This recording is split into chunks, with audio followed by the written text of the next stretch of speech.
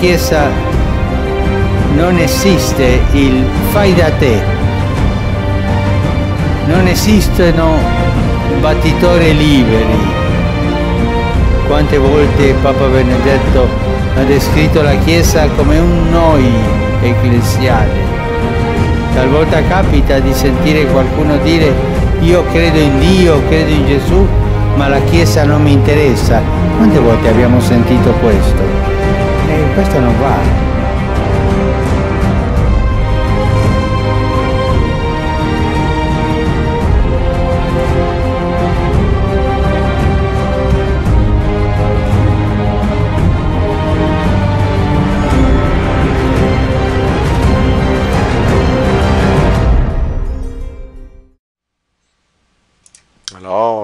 On nous dit donc, en face du chandelier, il y a une main en face du chandelier. Eh bien, quand on regarde dans les cieux, je vais vous montrer l'endroit où cette fameuse main-là se retrouve dans les cieux. Eh bien, vous voyez ici le compas. Circinus, c'est le compas, la constellation du compas, et la main se retrouve environ où j'ai mon curseur ici dans les coordonnées. Là, vous ne la voyez pas parce que elle n'est pas visible à part si on la fait ressortir en rayon X. OK? Autrement, elle ne sortira pas. Mais elle est exactement là où je bouge mon curseur. Et regardez ce qu'on a. Juste en face, nous avons notre fameux chandelier. La constellation du Hara. Écoutez, c'est juste en face. Vous le voyez par vous-même. Et ce qui est vraiment significatif, c'est la date de découverte. Là, on a découvert, on nous a montré au monde entier, lors d'une conférence, c'était la première fois que l'être humain voyait. Ça a été trouvé un peu avant. Ils ont fait de la superposition d'images. Vous pourrez lire dans le site de la NASA, ils l'expliquent. Et ils ont dévoilé lors de cette conférence-là ce joyau de l'astronomie qui est la main. Ils l'ont appelé d'ailleurs la main de Dieu, hein? The Hand of God.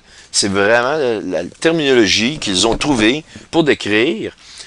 Et quand on regarde les détails de cette image-là, vous voyez le pouce et tout est là. Tous les détails des doigts sont là. Et on est vraiment en face du chandelier. Et la date de 2009, à l'endroit où ils ont découvert, au mois d'avril, c'est juste avant le mouvement rétrograde qui délimite ce que j'appelle la section de la tête à celle qui va nous amener au torse. Alors, si on retourne à notre astronomie ici, on retourne à Saturne, eh bien, on continue notre voyage astronomique. On va bientôt arrêter, c'est le début du mois de mai, le mouvement rétrograde, le 4-5 mai, peu importe. On retourne et là, on va arrêter au torse pour le prochain. Donc là, on est dans ce que j'appelle la phase médo-perse. Et après, du prochain mouvement rétrograde,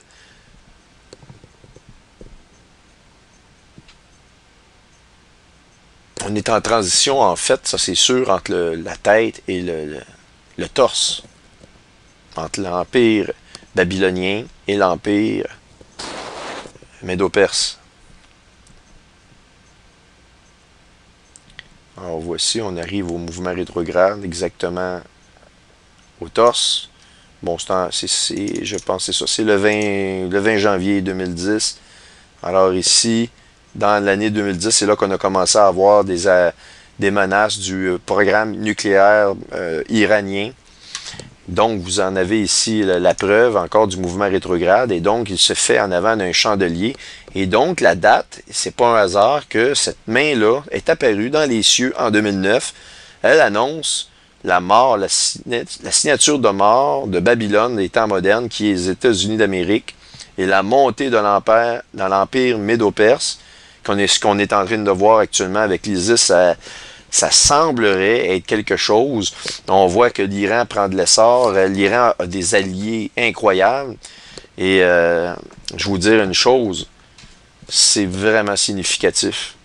Et on a d'autres détails qui sont encore plus incroyables.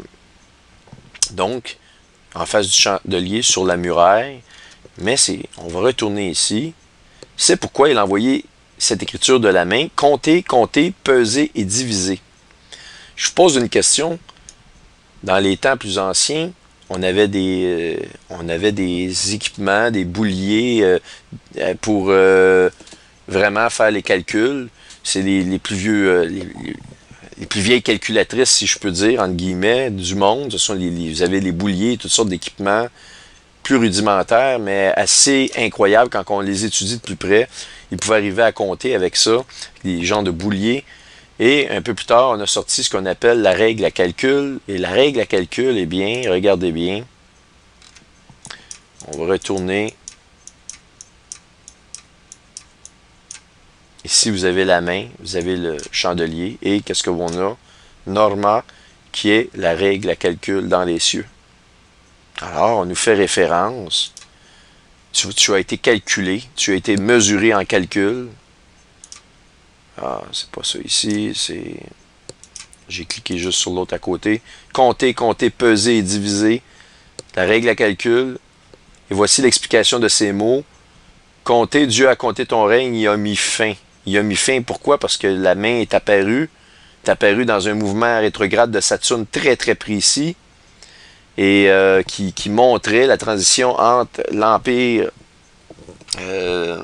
babylonien et l'empire perse.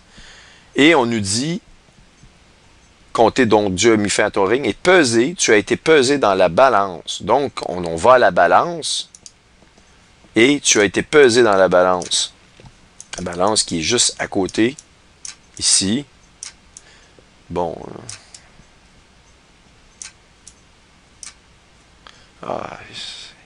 Des fois, là. Bon. Parfait. Tu as été pesé dans la balance et tu as été trouvé léger. Ton royaume sera divisé et donné aux Mèdes et aux Perses. Là, vous devez me suivre. Qu'est-ce que je vous ai montré qui s'en vient au 20 juillet? On va retourner en 2014. Mois de juillet, le 20. Là, on était où? On était à un mouvement rétrograde de Perse. On était en 2010. Alors, 4 ans et 6 mois là, plus tard, en 2014, le 20 juillet, eh bien, qu'est-ce qu'on a dans la balance? Faut que je me pogne à l'écliptique. On est ici. Bon, qu'est-ce qu'on a? On a ce fameux mouvement rétrograde de Saturne qui se produit dans la balance. La question que je vous amène à penser, c'est, ici on nous parle de la fin de l'empire babylonien pour faire place à l'empire perse, et diviser ton royaume sera divisé et donné aux Perses et aux Mèdes, et dans la nuit, Belshazzar sera tué, il fut tué, et Darius le Mède s'empara du royaume. C'est ce que la Bible nous dit. Imaginez-vous.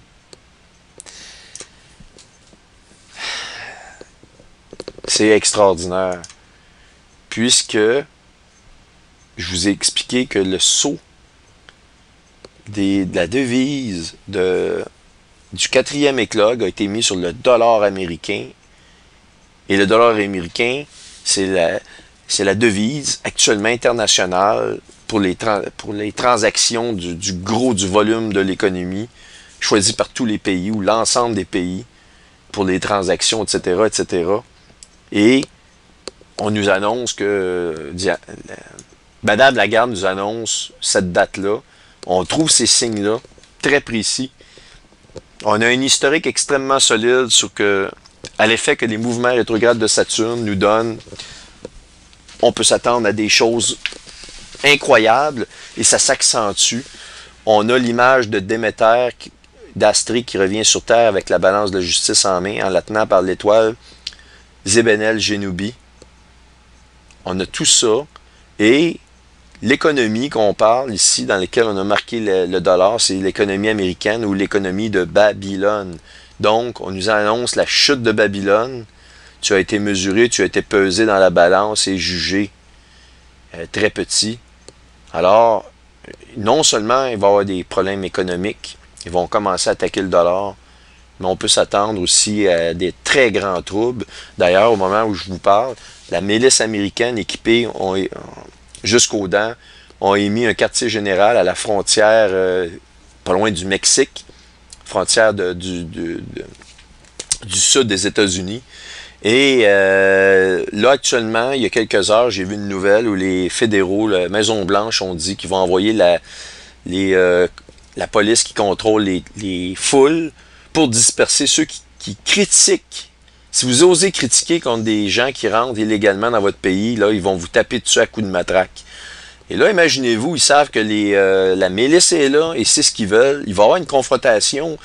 Comptez le temps. Prenez votre montre, là, puis commencez à compter le temps, là.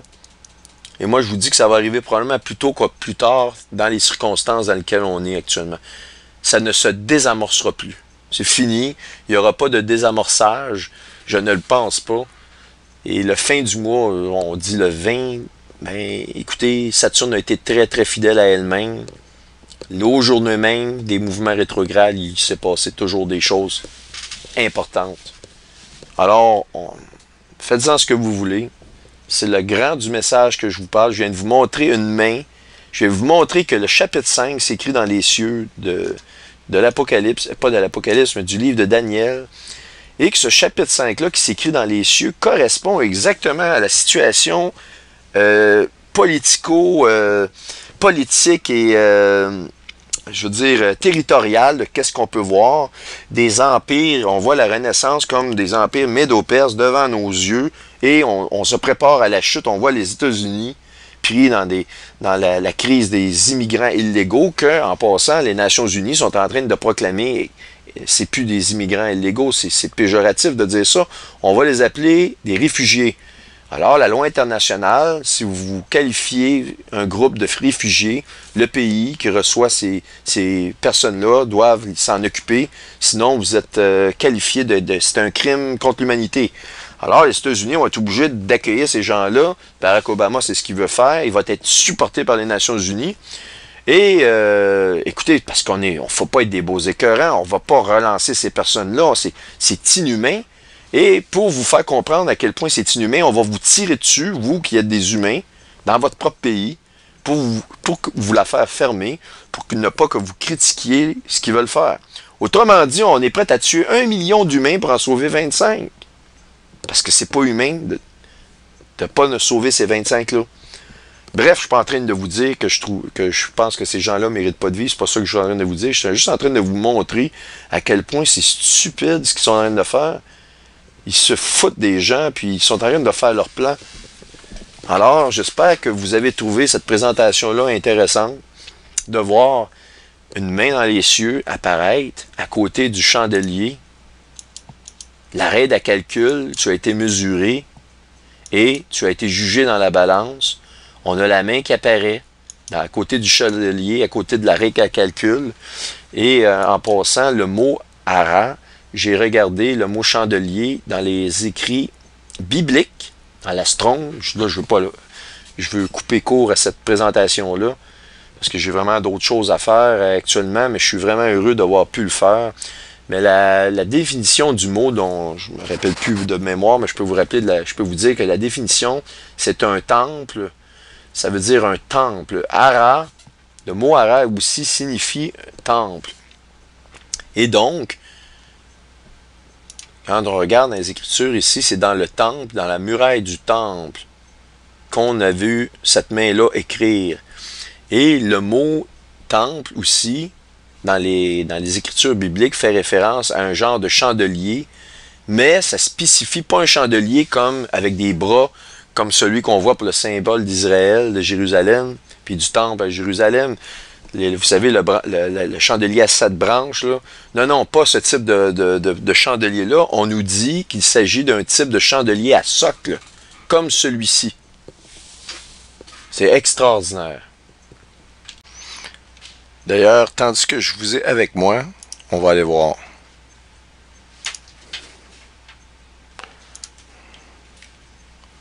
Alors, dans Daniel 5, chapitre 5, verset 5, on a ici le texte.